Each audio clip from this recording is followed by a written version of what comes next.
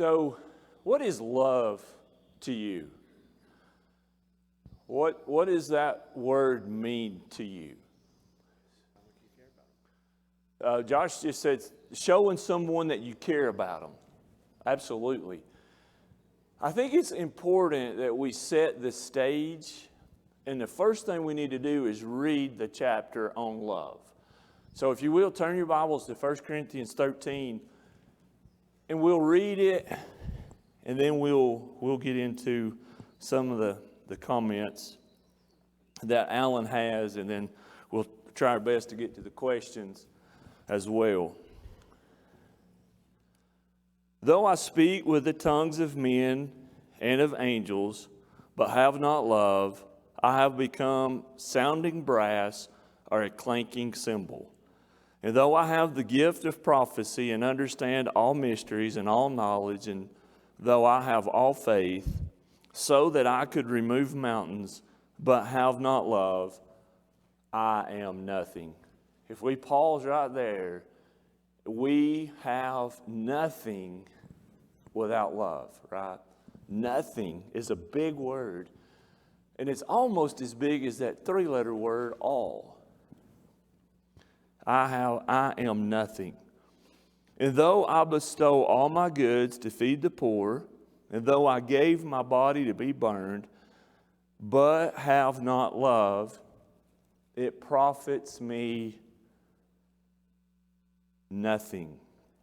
Love suffers long and is kind. Love does not envy. Love does not parade itself, is not puffed up, does not behave rudely, does not seek its own, is not provoked, thinks no evil, does not rejoice in iniquity, but rejoices in the truth, bears all things, believes all things, hopes all things, endures all things. Love never fails. But whether there are prophecies, they will fail. Whether there are tongues, they will cease. Whether there is knowledge, it will vanish away. For we know in part and we prophesy in part. But when that which is perfect has come, then that which is in part will be done away. When I was a child, I spoke as a child, I understood as a child, I thought as a child. But when I became a man, I put away childish things. For now we see in a mirror dimly, but then face to face. Now in part, but then I shall know, just as also I am known. And now abide faith, hope, love, these three. But the greatest of these is what? Love. The greatest is love. So in the first three chapters, let's look at those if-then statements, we would call them. Though I speak with the tongues of men and angels, but have not love, what have I done? Just making a lot of noise. Do you remember when we were kids, or maybe even now when we watched Charlie Brown and the teachers teaching? What is that? Womp, womp, womp, womp, womp, womp, womp. Something similar, right, Russell? That's what we become if we do not have love. It's pretty plain, right? Paul, when he penned this from God's inspiration, did he have love in his heart? I think he did. I mean, he uses some strong language for him not to understand what it is, right? So if we become a sounding brass or a clinking cymbal, could that be annoying? Physically, just a clanging. Sometimes I get out of my truck, I leave the keys in it, and I leave the door open. You know what happens? My beautiful wife asked me so very nicely to close the door or take the keys out, because the noise is aggravating, right? Or if you forget to put your seatbelt on, what happens? Okay, I'll put it on. That to me is kind of the picture that we get with the clanging cymbal or the sounding brass. In verse 2, and though I have the gift of prophecy and understand all mysteries and all knowledge, and though I have what? All faith. If I asked you today if you had all faith, everybody in this room would raise their hand. It's demonstrated by your attendance this morning. And I would be in that category too. I firmly believe we have to have faith. But if that's all we have, what do we have? So that I could remove mountains. Your faith is strong enough that you could move a mountain. The faith that the lame man had, or the friends that took him in the New Testament, and they went through the roof and Jesus healed him, did they have faith? They had a lot of faith, didn't they? And we can discuss who had the most faith. The guy laying on the cot saying, you got to get me there. I want to see Jesus. Or was it the friends going, I'm taking you. This man can heal you. Or it could have been a combination of all. So where's the love in that? Where is the love for those individuals? Do you think it was, there's a better way? I love you enough that I'm going to take this roof off this house and I'm going to put you down through it. And the guy laying on the cart, or the man, or he probably was like, I love you enough to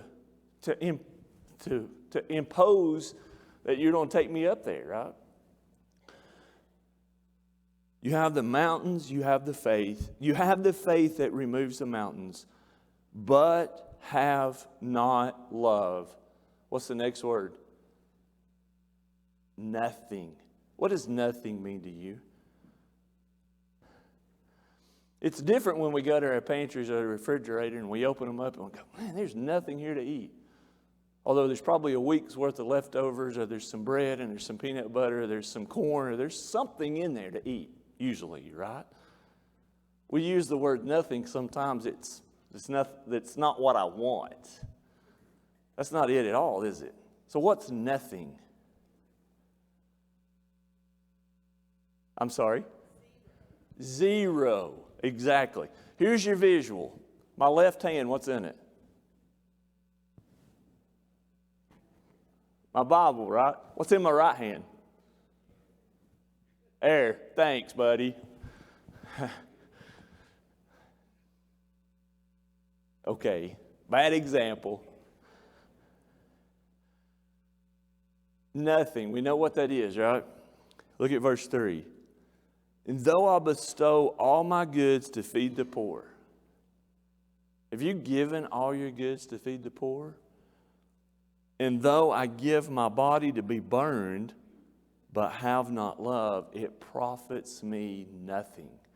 So if we just go through the motions to get someone food, to get someone shelter, to get someone's needs met, and we have in the mindset of, I'm going to get this box checked, and then I'm going to go do something else. Just don't do it. Isn't that what it's saying? Just don't do it.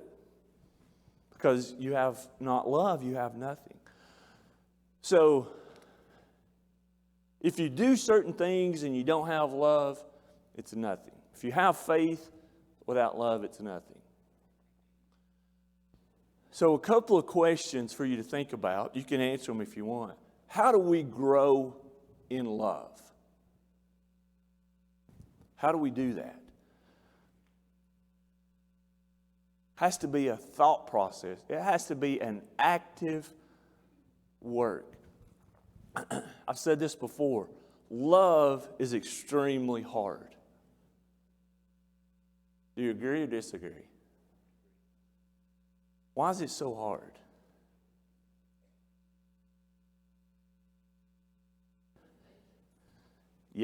Yes, ma'am. Ms. Roberta says it takes a lot of patience. And we're going to get to that in just a minute. We're going to talk about love is patient or long-suffering. So think about how we grow in love. So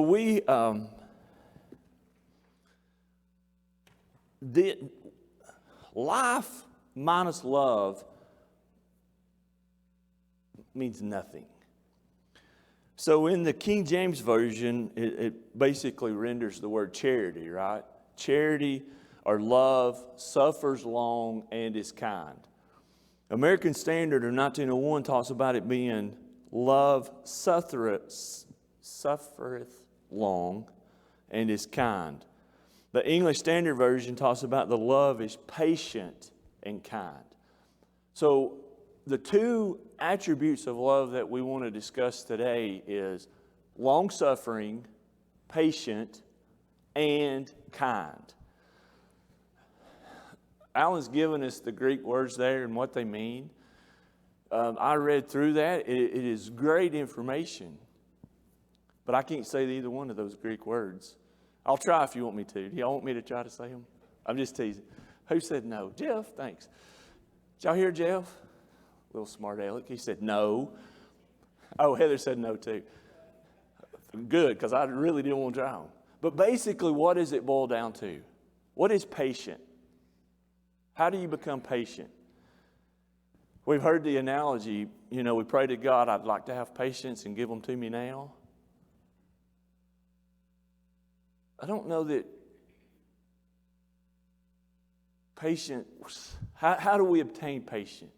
Is it born? Are you born with patience? Can you learn to be patient? What?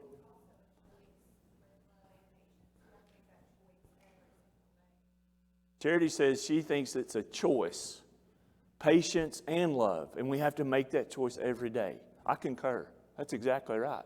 It's a mindset that I'm going to choose to be patient today. We're driving 45 miles an hour on Lantana. You knew it was coming, right? It's the best road in Cumberland County. It used to be when it was new. It was the best road in Cumberland County. 45 miles an hour. I set my cruise on my truck and people pass me. Does that make me more patient or impatient? Impatient. You get up to the red light and you stop and they're waiting on me. Sometimes I'll look over and smile.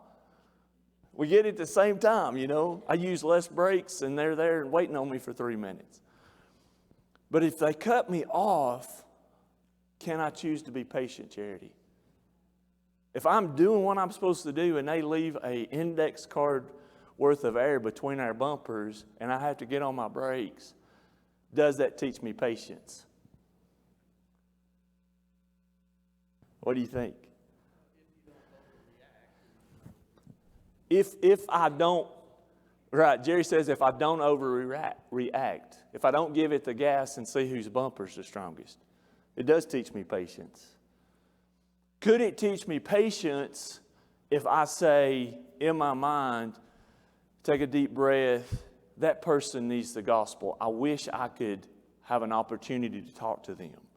Not that we get cut off, that maybe they're just in an emergency situation. A lot of goes into that process. So how do you think we become more patient? How do you think we become more long-suffering? Because it is a choice. Through trials and rough situations. That's exactly what James is talking about in James chapter 1. She said the trials and the rough situations. How else do we learn to be long-suffering? Let's put it this way. How do I choose? How do individuals choose to be long-suffering?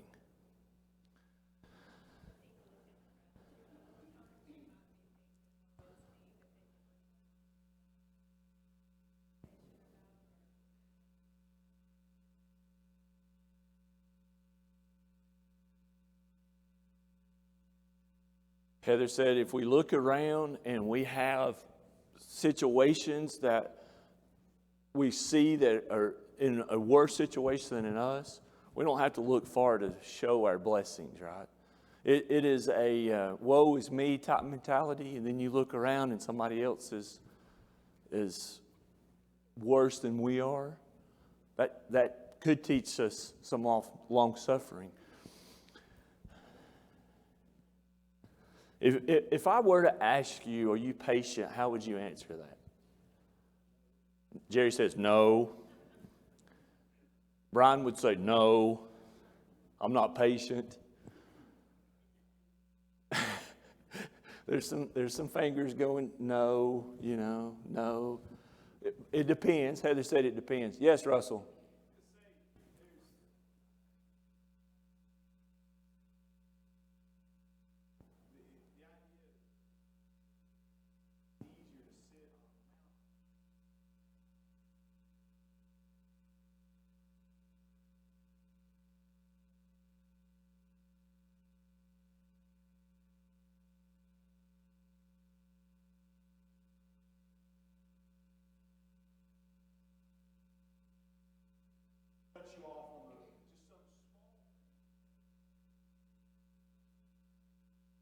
Mm-hmm.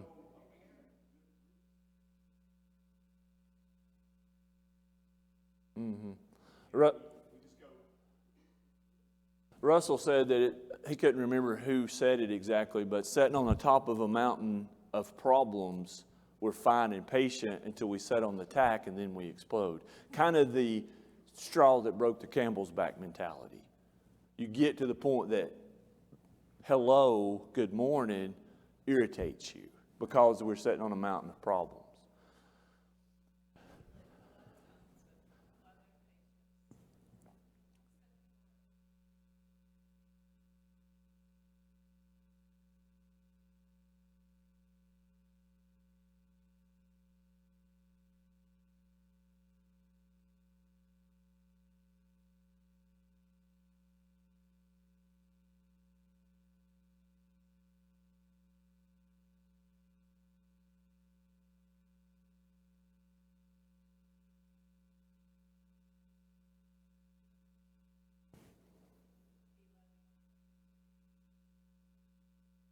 Mm-hmm.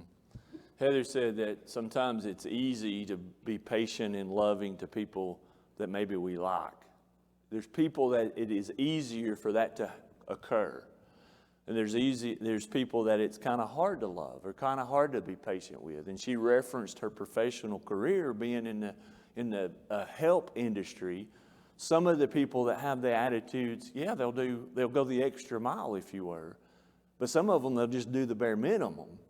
And it's a hard concept to distinguish the two. And then you have to realize the Bible doesn't say be patient and long-suffering just to the ones you like. It's for everybody. Yes, Miss Barbara.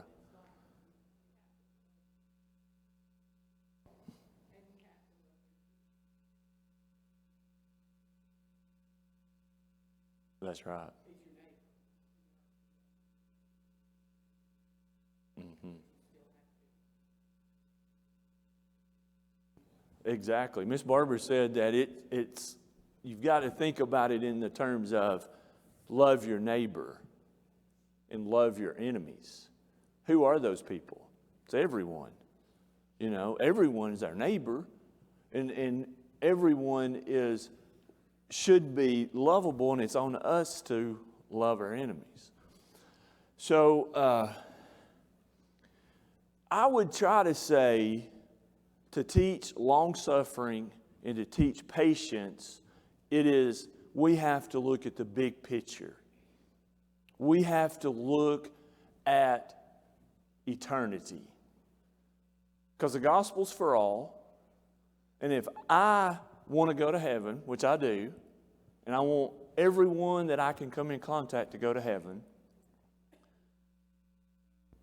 is it not a necessity to have love? Josh said it. Absolutely. That's it. That's what it boils down to, right? So let's look at a couple of scriptures. If you will, turn to Exodus 34, verse 6. And then someone else turn to Matthew 18, 26. And then someone else turn to 2 Peter 3, 9. Exodus chapter 34, verse 6. Matthew 18:26, and 2 Peter 3:9. So who has Exodus 34:6? Is that me? You got Exodus or Matthew? Okay, Matthew. Let's do Exodus first. Exodus 34.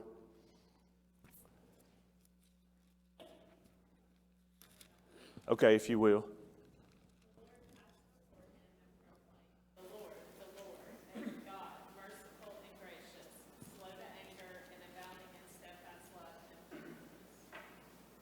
That was a description in Exodus of the Lord himself saying, I am the Lord, I am full of what? What was the last three words, Heather? Love and faithfulness. What is love? What does 1 John chapter 1 tell us that love is? Or God, right?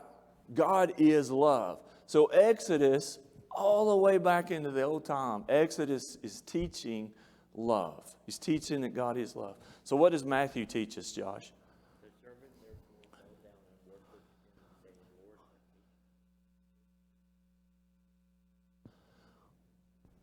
Lord, have patience with me and I will pay you all. That's in the context of he had a debt that there was no possible way that he could pay it back. And what is he saying? Lord, be patient with me. In an effort to learn patience, can we ask for someone to be patient with me? Ryan, will you be patient with me? Was that teaching me patience? Or is it teaching Ryan patience? What do you think? Sir? Yes, sir. That's it. It's a two-way street. Mr. George said it's teaching both of us to have patience. How do you have patience with me? How are you long-suffering toward me? Did y'all hear what she said? Do I have to repeat it? She said, do I want the list? That's a fair statement. So how do I be patient with you? How do I be patient so that you can be patient with me? Is it reciprocal? Is that the right word? Is it returned? Not always, is it? It's not, right? But it doesn't say that it has to be returned. The Bible teaches that it is going from me to someone else. That's where the patient is. So what does 2 Peter 3:9? Somebody have it? 2 Peter 3:9.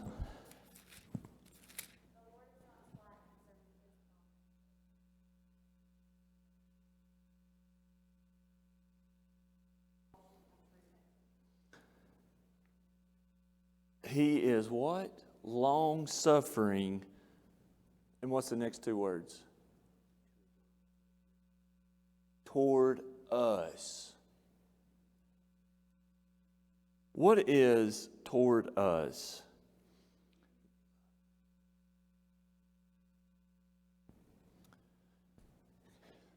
Could I change the word us to me and not do a disservice or add to or take away from what it's teaching? Because I think 2 Peter chapter 2 verse 9 needs to be read that way. God is long-suffering toward who? Me. And I don't think that teaches to be selfish, does it? I think it's teaching us how important it is for me to be patient because God was patient for me.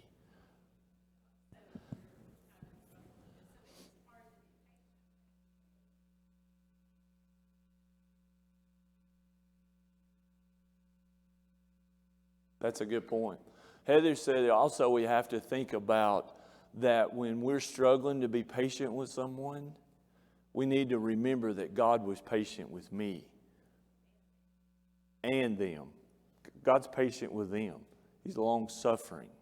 How long has it been since, tentatively, Christ died on the cross? 2 to 3,000 years. Is that long suffering? It's extremely long suffering. That's how patient God is, and that's how patient we need to be. Patience is taught in Galatians chapter 5. It's part of the fruit of the Spirit. It's taught in Colossians 3, where it talks about the character of the old man versus the new man. It's taught all the way through the New Testament. Long-suffering, patient. Any other comments on patience or long-suffering? Yes, sir.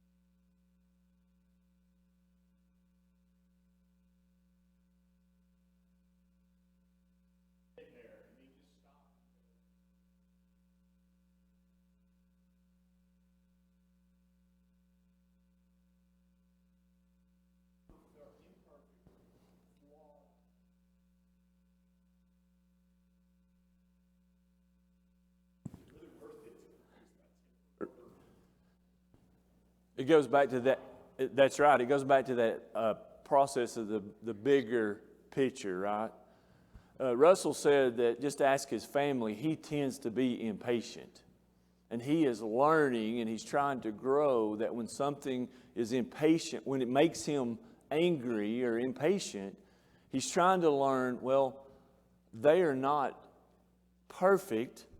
I'm not perfect. And he's trying to allow that process to guide him just to stop for a minute, because really God says nobody's perfect, but he's long-suffering. That's a very good summary. So basically the fuel for patience or long-suffering is love. So that brings us to the second one. Verse 4 talks about love is long-suffering or patient, and what? Is kind. Do you know somebody that's kind? Do you know several somebodies that are kind? I do. There's some kind people in the world. There are kind people that are not Christians. What's their motivation? How do we become kind? What does kind look like to you?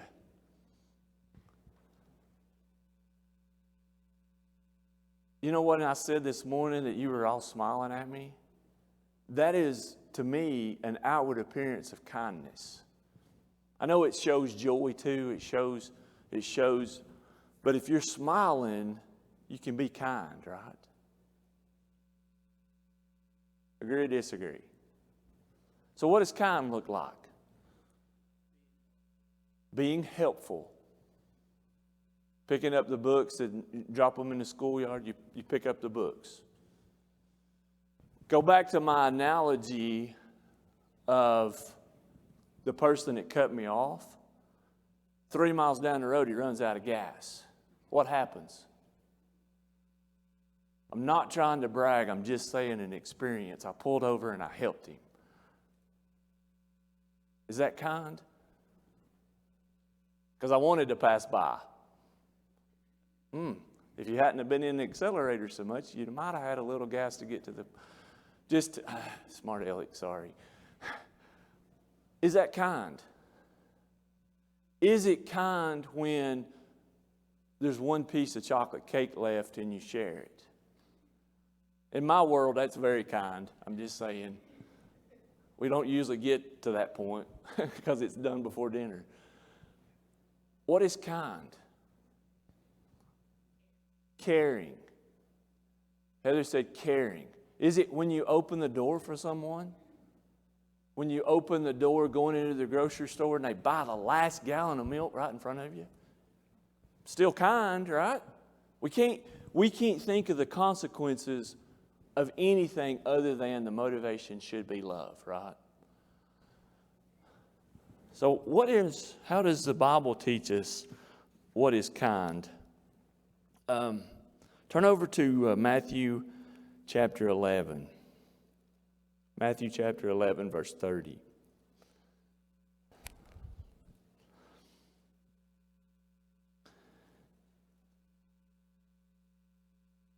For my yoke is easy and my burden is light.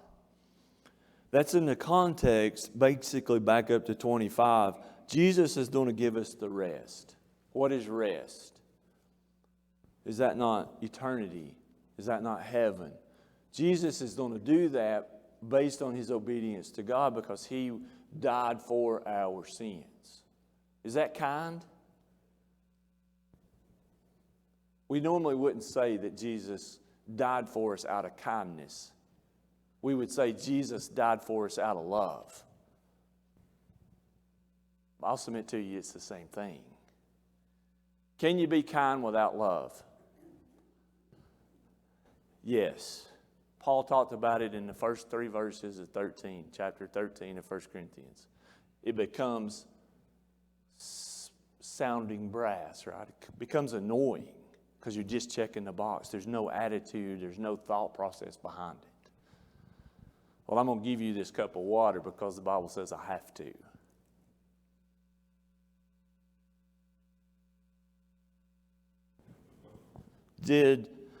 Look at 1 Peter chapter 2, verse 3. 1 Peter chapter 2, verse 3.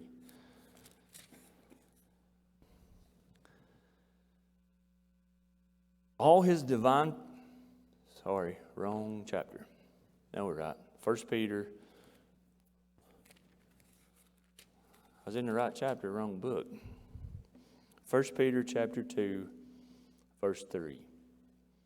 If indeed you have tasted that the Lord is gracious. In the context of the enduring word, it's basically back up to chapter 1, verse 13, but it reads all the way through chapter 2 that the Lord is what? Gracious. Is gracious and kindness the same? What do you think? I agree. I don't know that we can separate that. In my mind, I'm struggling to. Are you gracious when you say thank you for fixing when something happens and you say thank you, are you gracious? You are. So are you kind when you say thank you for doing whatever for me? Thank you for helping me. And again, I'm just getting us to think about it. What do you think? Can you be gracious or kind?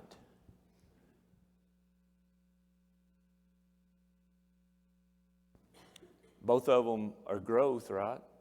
Both of them are love. It has to have the motivation of the love. So let's look at one more verse, Ephesians chapter 4, verse 15. Ephesians 4, verse 15. But speaking the truth in love may grow up in all things unto him who is the head, Christ, from whom the whole body joined and knit together by what every joint supplies according to the effective working by which every part does its share, causes the growth of the body for the edifying of itself in what? Love. So if you look at this verse and you say everything, every word, speaking what? Speaking the truth in love. The truth hurts. The truth penetrates greatly. As should the love, right? So we have patience, we have love. So let's try to answer these questions together that Alan's given us to think about in his preparation. How can we show love by being patient with fellow Christians? How can we do that? Josh says, be there for them. I like that. How can we show patience to our fellow Christians? How can we do that? This is, I think, the application of verse 4 of 1 Corinthians chapter 13. How do we become patient to fellow Christians? What do you think? How can Victor be patient with me? How would you be patient with me? I know one. Still don't have it done. Without giving you any details, he asked me to do something for him about 3 weeks ago. Still not done. I'm sorry.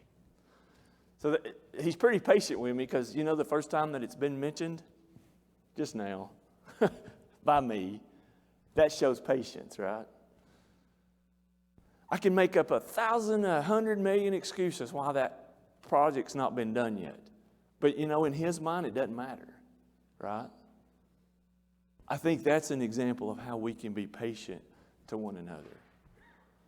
So what's the application of patience? Is the root of the question, I think. So what's the second question? How can we show love by being patient with our family members, Russell? He just talked about it. How do we show patience with our family? Maybe he answered it well when he said maybe we need to figure out, we're all imperfect. And we need to calm down just a little bit. Maybe even stop and think about what's happening. Because they get frustrated with his imperfections too. His words, not mine. Right? That's a pretty good way to say that. How else would we be patient with our family?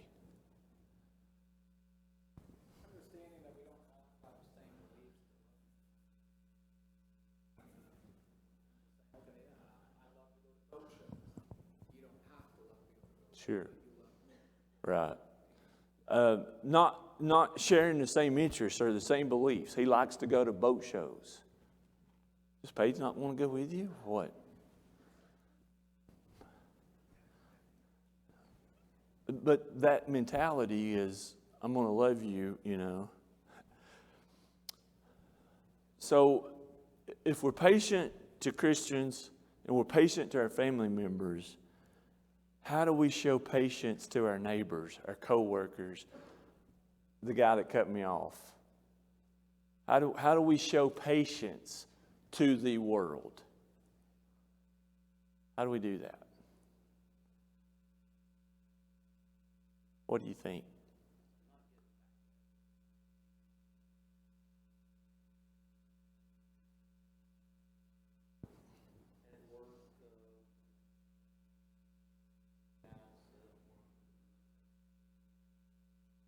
Sure.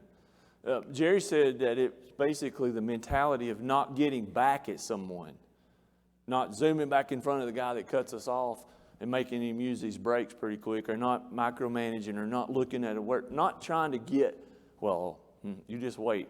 We would say it this way, I think. I'm going to get even. It will happen. We need to eliminate that from our mentality, right?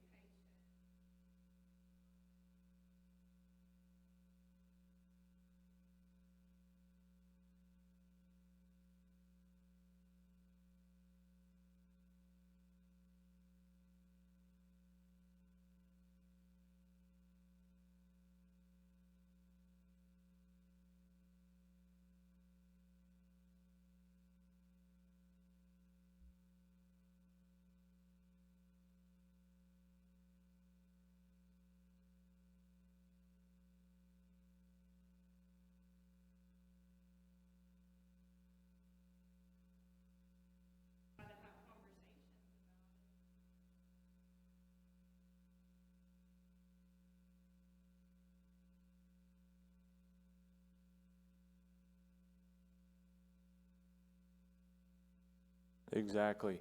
Heather said that in encompassing these questions, we have to have healthy boundaries.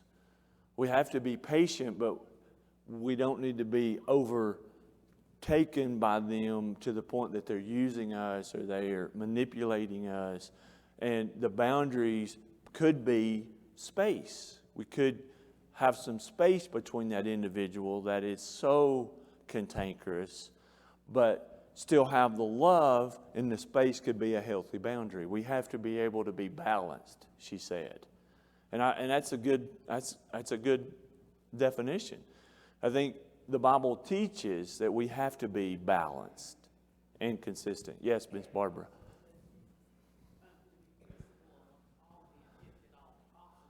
Yes. Barbara said the Bible teaches that it's to be peaceable with all men if possible. Right. We have to try to do that. So here's another question. How can you show love by being kind to fellow Christians, by being kind to family members, being kind to the workers? How do we show kindness to our world? How do we do that? Is it as simple as saying, I love you enough that I would love to talk to you about eternity? I love you enough that I would like to show you that Christ died for us? Is it as simple as saying, I love you enough to say, you're living in sin and you need to change? Within love. Speak the truth, but in love. Ben Dale is standing out there by that bell, so I want to get this question in, okay? Here's the application for us today. You can answer it if you want to. If you don't want to answer it, just think about it. What can you do this week to show the patience and kindness of your love?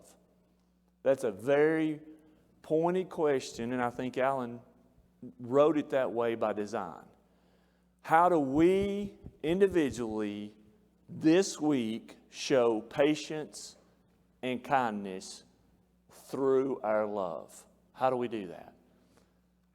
That's at a level that I have to figure out, that y'all have to figure out, that we have to show growth by thinking about that, right? So that's where we'll end today, is think about this week how I can show patience and kindness to everyone. Thank you for your comments and your kind attention.